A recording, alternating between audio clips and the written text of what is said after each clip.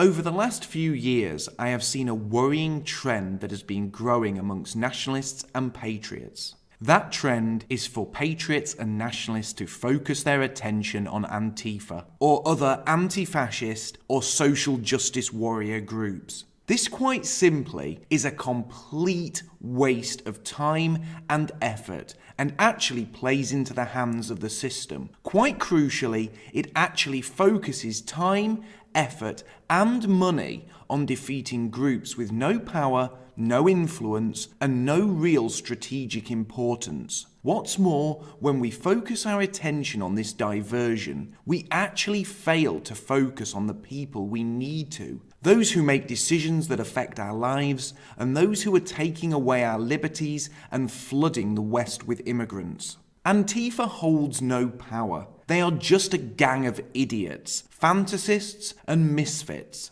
And whilst nationalists and patriots have become increasingly obsessed with confronting and exposing this group of miscreants, we have failed to focus on removing politicians from their seats and winning genuine power and influence and making real political change. But the problem goes far deeper than a lack of focus. Generation after generation of young nationalists have managed to get themselves embroiled in fights and physical confrontations with left-wing groups like Antifa, and this has only served to bring negative press to our movement. But more crucially, it has often led to large numbers of young, enthusiastic and highly motivated new recruits to our movement ending up with criminal records, something that will damage their future prospects in life. The endless battles and tit-for-tat violence with left-wing groups is like a war of attrition which leaves a lasting stain on our movement and has ensured generation after generation of new recruits are then tarnished in some way. So later down the line, as these young people mature and think about a political future, they are always shackled by the mistakes of their past and by any criminal record they may have acquired during confrontations with these left-wing groups.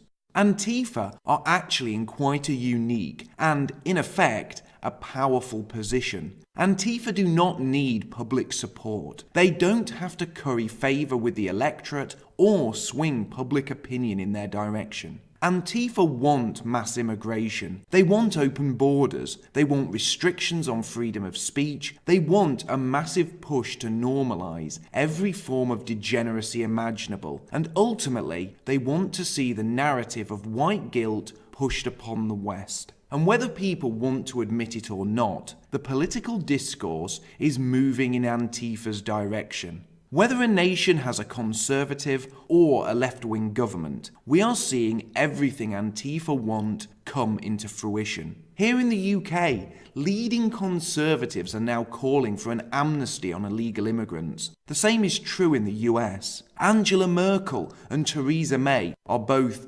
conservatives, yet both hold the record for allowing the most immigrants into their respective nations in a single year. And don't forget David Cameron, the Prime Minister who legalised gay marriage in the UK, which he did, in his words, not despite being a conservative, but because he was a conservative. And it's actually conservatives here in the UK that are increasingly pushing for new hate speech laws. So whether you get a conservative or a left-wing government, Antifa are still getting what they want. We, on the other hand, are not getting what we want. We nationalists are slowly losing every Western nation. So it doesn't matter how many times Antifa are confronted or exposed. It doesn't matter if they are routed or run off the streets. It doesn't matter if they all get criminal records fighting with nationalists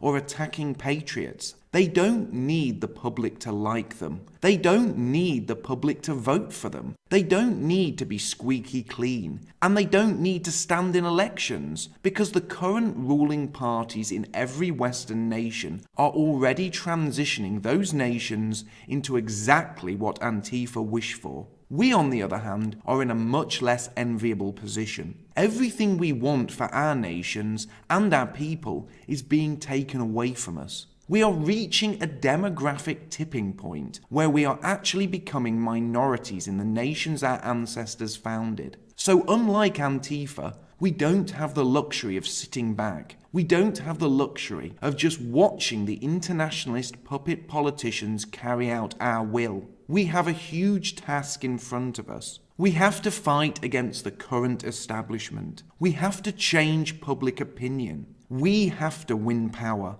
On the other hand, Antifa simply have to help the establishment push forward on its current political trajectory. Their aim is simple: to stop us from winning power and ensure the current status quo is upheld, and ultimately taken to its logical and diabolical conclusion. And for us to win power, for us to remove the politicians from their seats and curry favour with the public, we can't behave like a mirror image of Antifa. We can't throw caution to the wind and engage in acts that will get us arrested or bring our movement into disrepute and associate our movement with violence and trouble. We can't have all our best people burdened with criminal records. We can't have our brightest youngsters all struggling to find employment or losing their jobs because they are on police bail.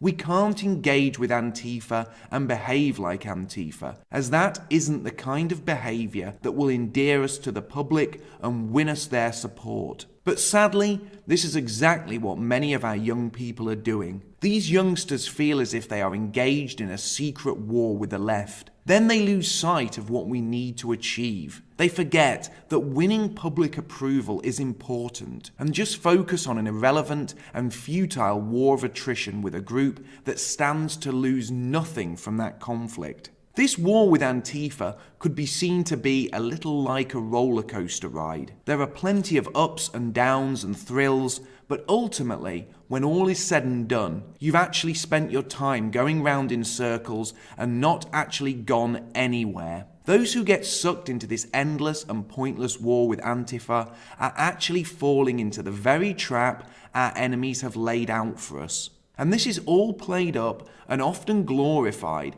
by e-celeb patriots and YouTubers who churn out constant videos on Antifa and SJWs. These YouTubers go for the low-hanging fruit, and in doing so, they set up a political narrative that the real threat is these left-wing misfits and blue-haired feminists and anti-fascists in balaclavas. Now don't get me wrong, these videos are amusing, and the Antifa weirdos featured in them certainly do deserve our contempt. But equally, they're not the ones who hold power. They aren't the ones making policy and flooding the West with migrants. They aren't the ones pulling the strings in the media and brainwashing generations of young people who sit glued to the TV. In a very real way, Antifa members and the blue-haired feminists and the strange-looking effeminate bugmen are the end product of a process created by the people I am talking about. These leftist freaks are the ultimate human expression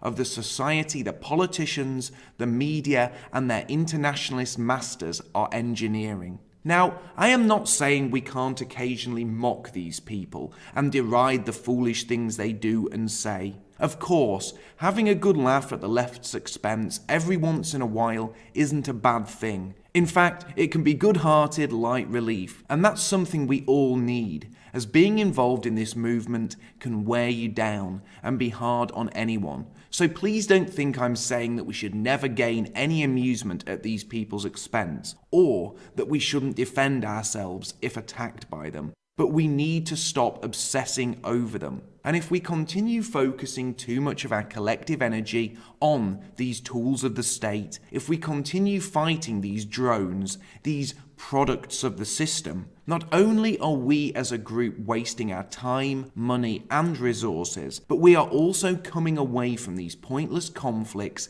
diminished in terms of our ability to actually fight against those in power. Now I know, fighting with the left can be a rush. The idea of street conflict, standing together as a band of young patriots against an enemy group is exhilarating. It's exciting, and it's something that red-blooded males would actually want to engage in. And doing the opposite, campaigning on estates, speaking with the public in city centres, and engaging in community politics is, by comparison, actually quite boring and mundane. And this is all part of the problem. Doing the wrong thing is actually quite gratifying and fun in the short term. But in the long term, the effects of taking that route can be disastrous for the long-term happiness and prospects of the young people who get lost in these pointless battles. I am also well aware that YouTube videos of e-celeb patriots confronting the left are great clickbait and will be viewed far more times than this video ever will. Seeing someone with a crash helmet on going into a campus full of screaming pink-haired communists is compelling. It's exciting, it can be amusing, and it's a surefire way to create a great viral clip that will raise lots of money in ad revenue.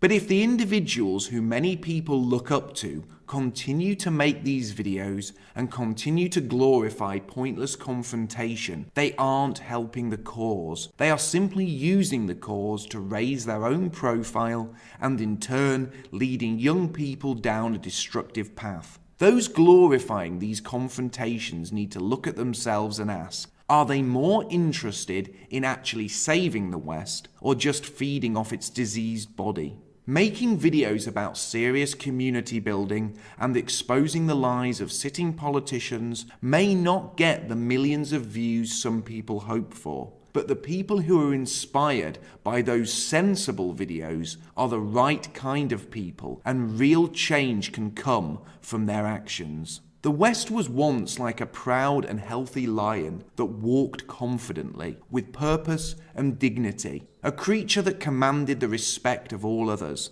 Now the West is a mere shadow of its former self, like a weakened and diseased beast. Some will see that weakened animal and try to feed off its body, like parasites, capitalizing on its decline for financial or personal gain. Others will take the harder path and try to heal the West, restore it to its former glory, and see that mighty lion walk with confidence and pride once more. The question is, which are you?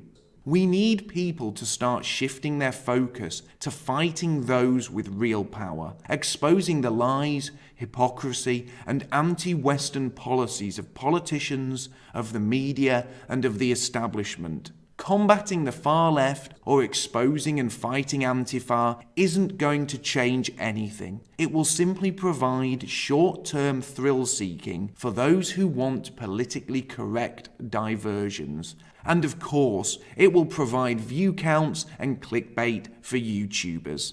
We need to protect the next generation of nationalist youth. We need to drive them away from violence and confrontational street politics and help them to see that keeping out of trouble is something that will actually help them as much as it will help the movement. After the Second World War, the left engaged in what they called the Long March through the institutions. During this long march, the left's most committed activists worked their way into the heart of the education system, the civil service, and the judiciary. They became teachers, college lecturers, civil servants, and judges, and then they shaped our society and turned the organs of the state against the indigenous people. We too need bright and energetic young people in positions of power and influence. We need a vanguard of intelligent, switched-on young people who are not hampered with criminal records or past indiscretions. We need young people who can go on to be solicitors, educators, and hold positions of influence in society. And those positions will be blocked to people with criminal records. Part of our enemy's plan is for us to engage with their street thugs and for our best and most committed young people to end up with criminal records that will prevent them from ever reaching their potential. We need young people who are focused on the real enemy. Young people who want to make real change. Change that can only come from taking power away from the internationalists and their puppet politicians and placing that power in the hands of people who want to ensure a future for those of European descent. If we want to save Western civilization, we need to get serious. We need to stop getting caught up in the Antifa sideshow and start focusing on the main event. This isn't a game. It's an all or nothing fight for our very survival. Thank you for listening. If you enjoyed this podcast, please help spread the message by liking and sharing it on social networks. If you want to hear more from me, please hit the subscribe button, as new videos are posted every week. You can also read my book, The Fall of Western Man. It's available as a free ebook and in both hardback and paperback, and all the links are in the description below. Finally, if you want to join in the discussion with me, feel free to add me on Facebook and follow me on Twitter. Also, you can now follow me on Gab, Minds and BitChute as well. Everyone's welcome.